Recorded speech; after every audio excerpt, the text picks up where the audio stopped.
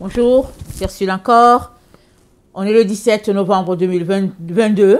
Alors, je viens sur la trompette aujourd'hui encore et je viens proclamer le retour de notre Seigneur Jésus-Christ. Amen. Soyez tous bénis. Soyons tous bénis. Amen. Et je viens parler de Lévitique 19, le verset 19. Amen. La clé. Amen. Pour notre sanctification et pour demeurer dans la sainteté. Ça, c'est la clé. Amen. Alors, Lévitique 19, le verset 19, ça dit ceci. Excusez-moi. Oh là là, j'ai perdu mon texte. Ok. Lévitique 19, le verset 19, ça dit: vous observerez mes lois, tu n'accoupleras point des bestiaux de deux espèces différentes, tu n'ensemenceras point ton champ de deux espèces de semences, et tu ne porteras pas un vêtement tissé de deux espèces de fils. Amen. Donc ici, on a commenté dans la vidéo plus tôt comment Dieu ne veut pas que des espèces soient mélangées. Parce que, on l'a lu dans Genèse, chaque arbre est venu sur la terre avec son espèce, avec sa semence. Genèse 1, le verset 24 dit: Dieu dit que la terre produise des animaux vivants selon leur espèce, du bétail, des reptiles, des animaux terrestres selon leur espèce, et ce fut ainsi. Et au verset 29, Dieu dit: voici, je vous donne toute herbe portant de la semence et qui est à la surface de toute la terre. Et tout arbre ayant en lui du fruit d'arbre et portant de la semence, ce sera votre nourriture. Et à tout animal de la terre, à tout oiseau du ciel, et à tout ce qui se meut sur la terre, ayant en soi un souffle de vie, je donne toute herbe verte pour nourriture, ce sera ainsi, et ce fut ainsi. Donc, chaque espèce est déjà venue avec sa semence. Toi-même, ta semence est en toi. Amen. Ta semence est en toi. Tant et aussi longtemps que tu ne cherches pas la face de Dieu, tu ne sauras pas quelle est ta semence. Sauf si Dieu te le révèle d'une manière spéciale. Sinon, la semence, elle est dans notre fort intérieur, elle est dans nos entrailles. Amen. Elle est la coque, elle est l'essence même de notre personne. Amen. Et c'est caché. Dieu va te le révéler quand tu chercheras dardard. Alors que tu cherches dardard et qu'il te dépouille de ton moi, comme on dit, alors qu'il te dépouille de ton moi, en même temps, tu verras ta semence petit à petit, un peu comme quand tu enlèves les pelures de l'oignon. Amen. C'est comme ça. Parce que ta semence, elle est cachée en toi. Elle est ta raison d'être. Elle est ce que tu es. Elle est la raison pour laquelle tu es sur la terre. Amen. Ça, c'est ta semence. Et Dieu dit, tu ne mélangeras pas les semences de deux espèces différentes. Parce que en mélangeant les deux espèces, au fait, tu es en train de détruire ce que Dieu est en train de faire. Mais malheureusement, Laodicée a trouvé que c'était la chose à faire. Regardez bien la vie à Laodicée. Et Laodicée, quand on dit Laodicée, on parle de tout, hein, de son économie, de sa religion, de sa vie sociale, de sa vie, en tout cas, de tout au fait. Et Laodicée, c'est le socialisme, c'est le communisme. On ne veut pas, c'est-à-dire qu'on essaie de trouver un équilibre pour tout le monde. Et même les gens expliquaient, ils disent que Laodicée, c'est les gens à qui appartient la loi. C'est le peuple de la loi. Le peuple qui a toujours raison. Et puis bon, ils essaient de contenter tout le monde. On essaie de mettre en place un système qui va faire que, bon, on essaie de mettre un équilibre à quelque part.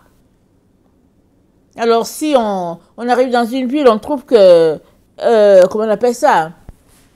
Il y a beaucoup de femmes avec des enfants. Ça veut dire que il y a la pauvreté là-bas. Parce que pour que la femme s'occupe des enfants, elle n'a pas aussi le temps d'aller travailler à l'extérieur. Alors le gouvernement va venir, il va essayer de mettre un équilibre. Alors ils vont essayer de mettre un équilibre. Bon voilà.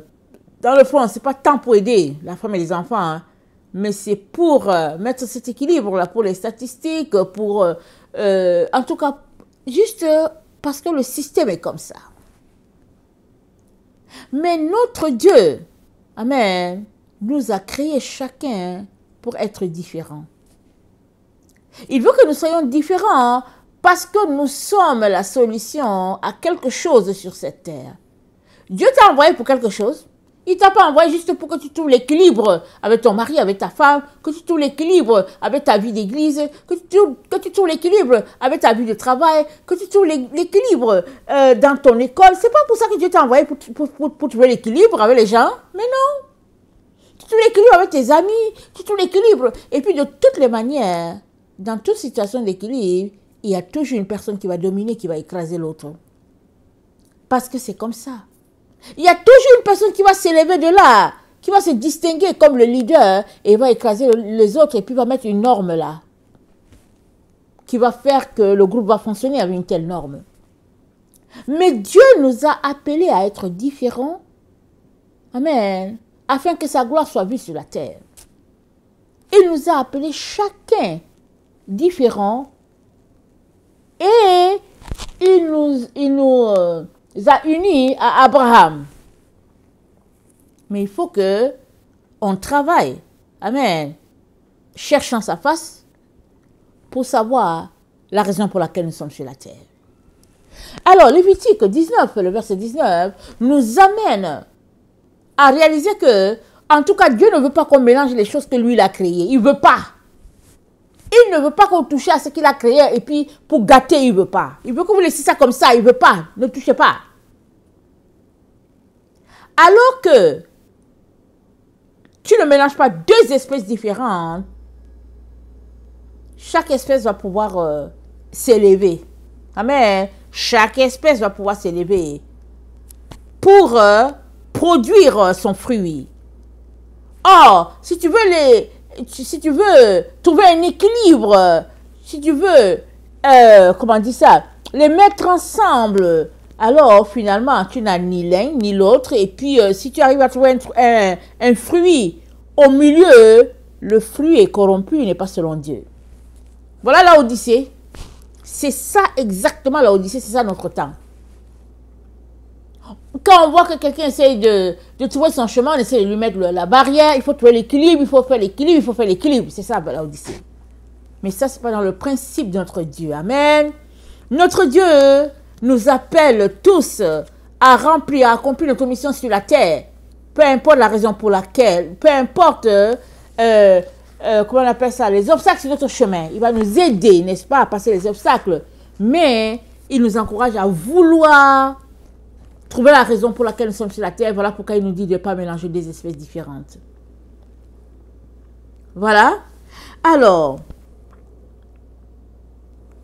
nous savons donc que ce texte-là renvoie à la source, à l'origine, aux entrailles, à la cellule. Ça renvoie là-bas. Et Jésus-Christ, parlant à l'église de Laodicée, il a dit à l'église de Laodicée, en tout cas, tu as mélangé deux espèces, c'est ça qu'il lui a dit. Il dit, tu n'es ni froid ni chaude. Tu as mélangé deux espèces, Laodicée, c'est ça qu'il lui dit. Mais il lui dit, attendez, on va lire sa lettre. Apocalypse 3, le verset 14. Il dit à Laodicée,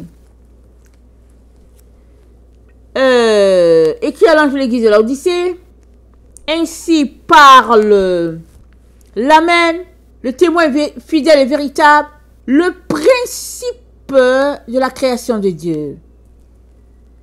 Je sais tes œuvres. Jésus-Christ est un principe. Lui, il dit qu'il est le principe. Il est le principe de la création de Dieu. Et c'est quoi le principe? Le principe de la création de Dieu, c'est qu'on ne puisse pas mélanger deux espèces différentes. C'est dans le principe. Tu ne dois pas te souiller avec quelque chose d'impur. C'est dans le principe. Et il dit à Laodicée, toi là, tu allais mélanger les deux. Il dit, mais je te vomis. Je vais te vomir.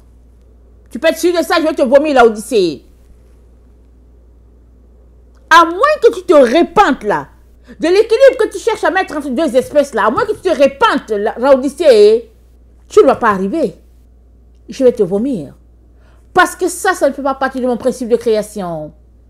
De mettre deux espèces différentes ensemble, non, ça ne fait pas partie. Alors allons-y dans Laodicée donc. Regardons Laodicée dans son côté religieux. Entre dans une église. Tu as fait ça, tu as dit, attends, je suis à l'église mais je suis dans un bar. Il y a un monsieur qui disait, qui racontait, c'est son témoignage, hein. Il est arrivé dans une ville, il cherchait une église. Il est entré dans plusieurs églises, il sortait. Finalement, hein, il a trouvé une église. Il a dit à sa femme, j'ai enfin trouvé l'église. Parce que depuis là, c'est cette église-là que je pense qu'on peut aller. Je pense que ça va faire notre affaire. La femme dit, ok, allons-y. Ils sont partis à l'église.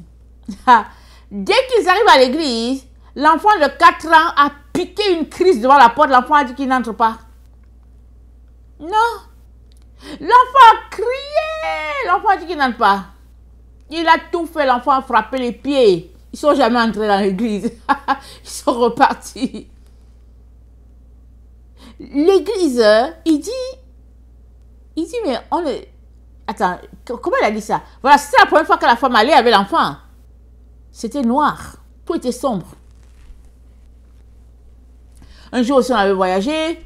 Et puis, on s'est dit, bon, on est arrivé dans une ville nouvelle. On va faire un tour. C'était un dimanche. On s'est dit, on va faire un tour à l'église. Mon mari dit, non, j'ai pas le temps. Je veux qu'on arrive à la maison à telle heure et tout. On dit, non, écoutez, il faut prendre une pause. On veut une pause, on fait un tour dans l'église, là. On voyait l'église en ligne.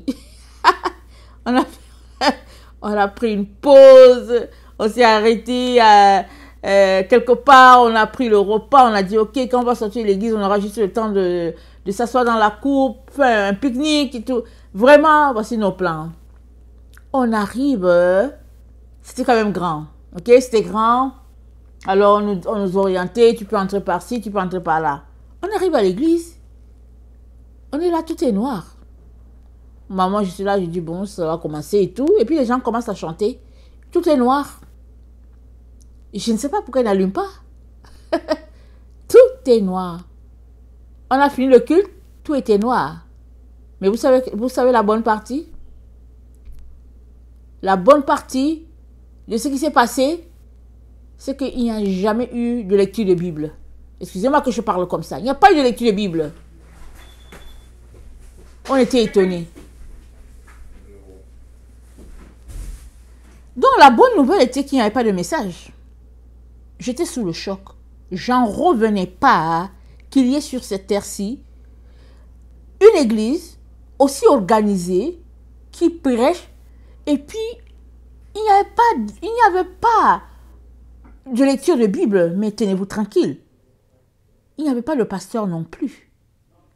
Il paraît qu'il était parti en voyage en Europe. D'accord, pas de problème. Mais il n'y avait pas quelqu'un qui l'a remplacé. C'était l'écran de télévision que je voyais à la maison quand j'étais chez moi. Qui était là, il était sur l'écran et il parlait sur l'écran. Et les gens écoutaient, ils écoutaient la télévision. Excusez-moi de dire. J'ai dit ça parce que je suis toujours traumatisée. Les gens écoutaient la télévision dans l'église. J'ai dit quoi? Moi, je pensais que je l'écoutais de la maison à partir de la chaîne chrétienne parce que je n'étais pas dans la même ville que lui. Mais là, j'étais dans la même ville que lui. J'étais contente, je me suis dit, ok. Mais il n'y avait pas de pasteur, il n'y avait personne, il n'y avait qu'un écran qui a parlé. Et l'écran a parlé des différents projets, projets d'école, projets de ceci, projets de ça. Je n'ai pas vu de parole de Dieu. Mais l'homme là que j'écoutais de ma maison, je l'écoutais souvent, il parlait de Dieu, il parlait de Dieu, il parlait de Dieu. C'est tout ce que j'écoutais. Et puis je me disais, bon, je vais faire un tour dans son église pour voir. Parce que j'étais dans sa ville. Mais, oulala, c'était une bonne nouvelle pour moi. Parce que j'ai été délivrée à tout jamais. J'étais dégoûtée. Je vous dis, hein, dégoûtée. J'en revenais pas. J'en revenais pas. Autant, dans le premier exemple, l'enfant de 4 ans a bien gigoté avec ses pieds et il ne voulait pas entrer dans un principe de bar et d'église. Mais là où je suis partie, c'était un principe de, je ne sais pas si c'était salle de télévision et puis église, je ne sais pas. Mais je venais de me réveiller d'une réalité très honteuse de où était rendu le corps de Christ. J'en revenais pas. Alors, j'étais déjà en train de chercher le Seigneur, c'était en 2016. J'ai encore continué de le chercher encore de plus belle pour dire Jésus, tu es où mon Seigneur? Parce que c'est grave, là où tes enfants sont rendus. Et je regardais l'argent qui circulait dans ces églises-là, ou bien le jour où nous sommes allés, les paniers passaient et l'argent qui circulait, je me suis dit, quoi? Mais les enfants de Dieu, nous avons besoin de retourner à la source. Nous avons opté de mélanger 2 espèces différentes.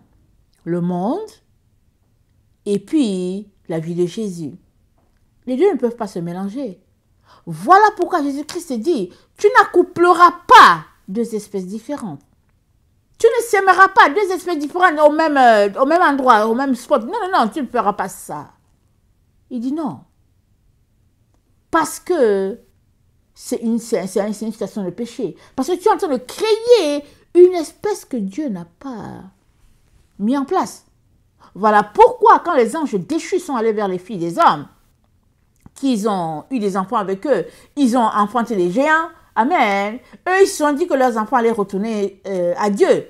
Puisque Dieu les a chassés du paradis, ils se sont dit qu'au moins leurs descendants vont retourner à Dieu. Et Dieu a dit à Enoch, va dire à ces vigilants que c'est à eux de prier pour toi, mais ce n'est pas à toi, Enoch, de prier pour eux. 1. 2. Ils ont quitté les hauteurs du ciel. Alors qu'ils ont été créés pour demeurer dans le ciel, ils ont quitté les hauteurs du ciel.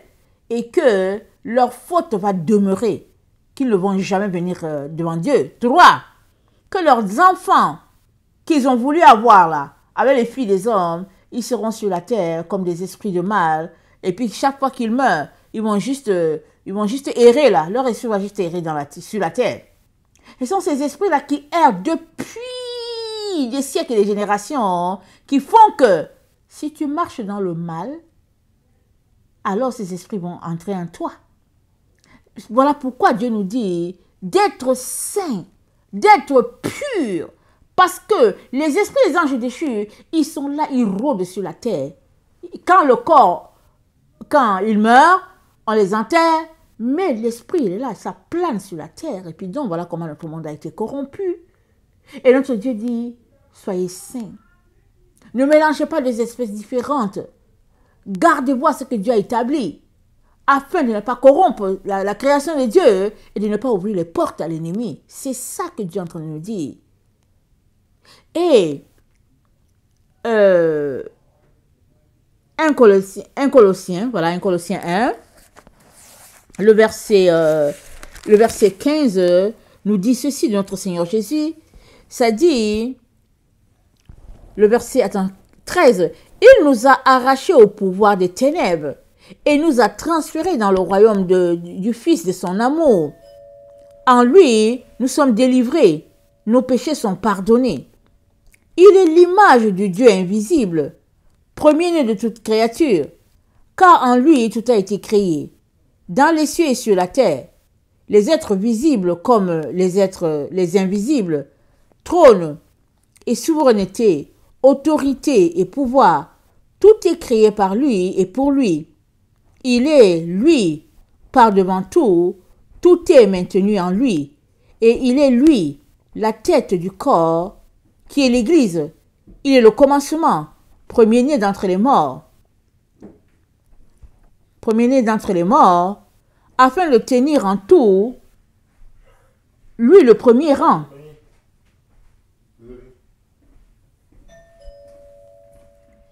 Il est le commencement, premier-né d'entre les morts, afin de tenir en tout, lui, le premier rang, car il a plu à Dieu de faire habiter en lui toute la plénitude et de tout réconcilier par lui et pour lui, et sur la terre et dans les cieux, ayant établi la paix par le sang de sa croix.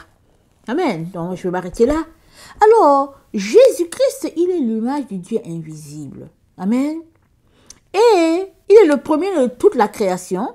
Amen. Et des choses visibles, invisibles, tout a été, Dieu a tout mis en lui. Amen. Et il a fait habiter en Jésus la plénitude de la gloire, l'amour, la vie. Tout est à l'intérieur de Jésus. Amen. Alors, Jésus ne pouvait que marcher dans la sainteté pour garder intact ce que Dieu a mis en lui afin de nous le donner. Et alléluia, c'est ça qu'il a fait. Il s'est sacrifié, il s'est sanctifié, il s'est purifié, il s'est mis à part pour que toi et moi, nous puissions recevoir toute cette bénédiction-là. Parce que Dieu avait mis ça en lui. Il ne pouvait pas s'amuser à se souiller. C'est la même chose pour toi et moi. Ce que Dieu a mis en nous, ce n'est pas ce qu'il a mis en Jésus. Mais à notre niveau, il a mis quelque chose en nous et on ne peut pas se souiller. On ne peut pas, on est appelé à marcher droit, à ne pas mélanger ce qui n'est pas à mélanger. Voilà pourquoi il est très important que tu te dépouilles des souillures de ce monde. La sorcellerie, la magie, les roses-croix, francs-maçons, Maïkari, Lions Club, Rotary, les marabouts, je sais pas, les enchantements, je sais pas de quoi. Ça dit, c'est terrible. Terrible tout ce qui se passe. Tu dois te débarrasser de ça. Parce que comment tu vas faire pour que l'Esprit de Dieu demeure en toi si tu es dans ces choses-là? Parce que l'Esprit de Dieu ne peut pas se souiller. Non. Il ne peut pas se souiller. Alors, de deux choses, l'une. Soit l'Esprit de Dieu part, soit c'est toi qui fais partie des choses qui sont en toi que Dieu n'aime pas. Et moi, je viens te conseiller de faire partie des choses qui sont en toi. Voilà pourquoi Jésus-Christ dit à Laodicée, il dit à Laodicée, hey, Laodicée, je suis le principe de la création de Dieu. Mais avant d'avoir dit qu'il est le principe de la création de Dieu, il a dit qu'il est l'Amen. Il a commencé sa phrase en disant que lui, il est le point final. Jésus-Christ a dit ça. Il dit, je suis le point final, je suis l'Amen. Et après, il dit, je suis le commencement. Le commencement de quoi? De l'âge du millénium. De l'autre monde, il est le commencement. Il est celui qui finit le monde dans lequel nous sommes. Il est celui qui commence l'autre monde. Et il te dit de sortir des souillures. Tu ne peux pas mélanger deux choses. Tu ne peux pas mélanger la sorcellerie avec la vie en Christ. Ce n'est pas possible. Tu ne peux pas marcher selon le monde et selon la vie de l'Odyssée. Tu ne peux pas. Et quand on parle de sorcellerie, les gens vont penser à la sorcellerie qui est remplie là-bas en Afrique, là. Les marabouts, avec les... je sais pas quoi. Je ne sais même pas quoi dire. C'est pas de ça. Seulement, allons-y lire ce que Dieu nous dit dans Deutéronome. La sorcellerie, c'est rempli, c'est sur toute la terre. Tout le monde fait. Chacun fait sa part de sorcellerie, partout. Mais c'est à toi, enfant de Dieu, de te dissocier de ces choses-là, de regarder pour dire non, je ne suis pas dedans. C'est dit quoi? Attendez, je vais pas trouver mon texte, c'est Deutéronome 18. C'est dit qu'on ne trouve chez toi personne qui fasse passer son fils ou sa fille par le feu, personne qui exerce le métier de devin, d'astrologue, d'augure, magicien, enchanteur, personne qui consulte ceux qui évoquent les esprits ou disent la bonne aventure, personne qui interroge les morts, car quiconque fait ces choses est en abomination à l'Éternel, et c'est à ces choses c'est à ces abominations que l'Éternel, ton Dieu, va chasser ces nations devant toi. Tu seras entièrement à l'Éternel, ton Dieu, car ces nations que tu chasseras écoutent les astrologues et les devins, mais à toi l'Éternel ton Dieu ne le permet pas. Tu seras entièrement l'Éternel ton Dieu. Notre Dieu n'a pas changé. Il n'a pas changé. Jésus est venu dire la même chose à la Odyssée. Nous sommes la génération de la Odyssée et nous avons besoin vraiment de nous dissocier de toutes ces choses-là qui se passent dans notre monde. Aujourd'hui, la sorcellerie, la télévision, toutes sortes d'histoires. Aujourd'hui, il y a des jeunes qui disent non, je prends les cours de sorcellerie, je prends les cours pour lire dans les boules, je prends les cours pour lire sur les cartes ou bien dans les cartes. J'ai dit, mais c'est quoi ce monde-là? Les gens, ils aiment le goût des choses mystiques. Ils aiment ça. Mais Dieu dit quoi? Tu seras entièrement à l'Éternel ton Dieu. Tu ne peux pas faire ce que ces gens-là font. Tu es appelé à te dissocier. Amen. Et Jacques nous dit c'est Jacques 3, le verset 5 à 18. Jacques 3, ça dit ceci. Il dit... de même, la langue est un petit membre. Elle se vante de grandes choses. Voici comme un petit feu peut embraser une grande forêt. La langue aussi est un feu. C'est le monde de l'iniquité. La langue est placée parmi les membres, souillant tout le corps et enflammant le cours de la vie, étant elle-même enflammée par la géhenne. Toutes les espèces des bêtes et d'oiseaux, de reptiles, d'animaux marins sont domptés et ont été domptés par la nature humaine. Mais la langue, aucun homme ne peut la dompter. C'est un mal qu'on ne peut réprimer. Elle est pleine d'un venin mortel. Par elle, nous bénissons le Seigneur, notre Père. Par elle, nous maudissons les hommes faits à l'image de Dieu.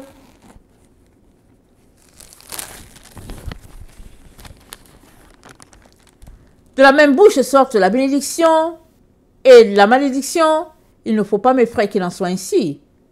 La source fait-elle jaillir par la même ouverture l'eau douce et l'eau amère?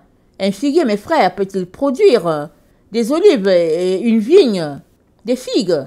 L'eau salée ne peut pas non plus produire de l'eau douce.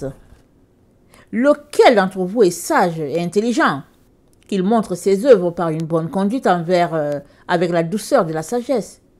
Mais si vous avez dans votre cœur un zèle amer, un esprit de dispute, ne vous glorifiez pas et ne mentez pas contre la vérité. Cette sagesse n'est point celle qui vient d'en haut, elle est terrestre, charnelle, diabolique. Car là où il y a un zèle amer et un esprit de dispute, il y a du désordre et toutes sortes de mauvaises actions. La sagesse d'en haut est premièrement pure. Ensuite, elle est pacifique, modérée, conciliante, pleine de miséricorde, de bons fruits, exempte de duplicité, d'hypocrisie. Le fruit de la justice est sémé dans la paix pour ceux qui cherchent la paix. Amen. Donc, la source ne peut pas faire sortir ce qui est salé et ce qui est amer. Ce n'est pas possible. On ne peut pas, en même temps, dire qu'on est avec Jésus et dire qu'on est avec le monde. Non, ce n'est pas possible. On doit laisser toutes ces choses-là que Dieu n'aime pas et nous concentrer uniquement à bâtir ce que Dieu a mis en nous. Cette semence-là qui est en nous, que Dieu dit, elle doit être incorruptible. Elle est en nous, elle est dans nos entrailles. Amen. Et nous sommes appelés à travailler à cela, afin que la gloire de Dieu soit. Amen.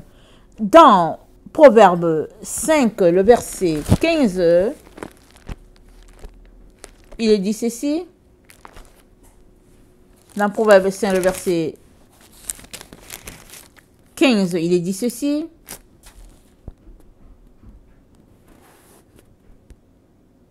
Bois les eaux de ta citerne, les eaux qui sortent de ton puits. Tes sources doivent-elles se répandre au dehors? Tes sources doivent-ils couler sur les places publiques? Qu'ils soient pour toi seul et non pour les étrangers avec toi. Que ta source soit bénie. Amen. Et fais ta joie de la femme de ta jeunesse. Alors ici, ça parle de la relation monsieur-madame. Mais au fait, j'ai voulu faire ressortir l'histoire de la source, parce que la source, elle est en toi. Chaque source, chaque personne a sa source. Maintenant, le couple aussi a sa source. Amen. les deux sources ensemble. Mais chaque personne a sa source en elle. Tes entrailles, tes profondeurs, c'est là où Dieu bâtit, c'est là que ton intimité est bâtie. Amen. Ta source, elle est en toi. Amen. Et elle est tirée du trône de Dieu. Et si tu bâtis ta relation avec Dieu, amen, ta source elle sera profonde. Amen. Et il est important, et puis comment on appelle ça, Salomon nous dit de boire, amen, les eaux de ta citerne. Ne cherche pas à te mélanger avec quelque chose d'impur, quelque chose de souillé. Non, non, non. Concentre-toi dans ce que Dieu t'a donné. Là. Allez, vas-y. À ce que Dieu t'a donné. Parce que tout ce qu'il t'a donné, c'est bon, c'est plein, c'est profond. Amen. Et c'est rempli de trésors. Pourvu que tu travailles. Ce qu'il a mis en toi, autant les mauvaises choses, afin que la gloire de Dieu soit. Amen. Ça, c'est très important. Et dans Proverbe 4, le verset 20, il est dit ceci. Mon fils, sois attentif à mes paroles. Prête l'oreille à mes discours. Qu'ils ne s'éloignent pas de tes yeux. Garde-les dans le fond de ton cœur. Car c'est la vie pour ceux qui les trouvent. C'est la santé pour leur corps. Garde ton cœur plus que toute autre chose. Car de lui viennent les sources de la vie. Écarte de ta bouche la fausseté. Éloigne de tes lèvres les détours. Que tes yeux regardent en face, et que tes paupières se dirigent devant toi. Considère le chemin par où tu passes et que toutes tes voies soient bien réglées. N'incline ni à droite ni à gauche et détourne ton pied du mal. Amen. Il dit, garde-les dans le fond de ton cœur, car c'est la vie pour ceux qui les trouvent, c'est la santé pour leur corps. Garde ton cœur, plus que toute autre chose. De lui viennent les sources de la vie. Ta source, elle est en toi, c'est dans ton cœur. Et tu es encouragé à garder ton cœur pur pour que tu puisses recevoir de Dieu tout ce qu'il a pour toi. Mais l'ennemi, il veut que tu sois souillé. Et le travail que l'ennemi fait sur la terre, c'est dans la nourriture, n'est-ce pas? Aujourd'hui, toutes sortes de choses sont vendues. Amen. Et maintenant, pour ceux qui aiment bien manger les repas en provenance de leur pays, les épiceries, essayez de voir, de vous assurer que vous mangez quelque chose qui est clean. Parce que, est-ce que tu sais d'où ça vient? Tu peux aussi dire, oui, si on ne sait pas d'où ça vient le macaroni. Le macaroni qu'on le vend à l'épicerie, tu peux aussi dire, on ne sait pas. C'est vrai, on ne sait pas. C'est pourquoi il faut toujours prier. Mais, ceux qui viennent là-bas, là, outre-mer, là, c'est quoi qu'il y a dedans? Si tu ne pries pas, tu n'es pas capable de te garder, il se pourrait que tu te retrouves à manger, à faire des connexions bizarres avec des gens, en tout cas des choses, je n'entre pas dans les détails. Très très important de veiller sur ta source. Jésus-Christ a dit quoi? Il a dit à Laodicée, je me tiens à la porte et je frappe. Si quelqu'un m'ouvre, si quelqu'un entend, quelqu'un m'ouvre, j'entrerai chez lui, je souperai avec lui et lui avec moi. Je souperai. L'intimité, Jésus-Christ parle du souper. Il parle de manger. Pourquoi? Parce que c'est quand on mange là qu'on échange des choses profondes. N'est-ce pas? Mais maintenant, si ta nourriture est souillée, c'est quoi que tu échanges avec Jésus? Jésus ne sera pas là, il va partir. Il ne sera pas là où c'est souillé. C'est à toi de t'assurer que ce que tu manges, c'est pas souillé. C'est pas parce que tu as fait une prière là, pour dire que ouais, Seigneur, bénis la nourriture, que tu penses que c'est suffisant, qu'il faut que tu t'arrêtes là. C'est une bonne chose de prier. Mais c'est quoi que tu manges? C'est quoi que tu achètes? Ça sort de quelle maison? Très important de t'assurer que tu n'es pas en train de manger des émotions des gens, la sorcellerie des gens et toutes sortes d'histoires. Excusez que j'essaye de vous aider à aller plus loin dans votre marche avec le Seigneur. Parce qu'on ne peut pas mélanger deux espèces différentes. Lévitique 19, le verset 19. Très très important pour qui veut aller loin avec le Seigneur. Amen. Que le Seigneur bénisse sa parole. Je vous aime beaucoup. Et Dieu davantage. Maranatha, Jésus revient. Amen et amen.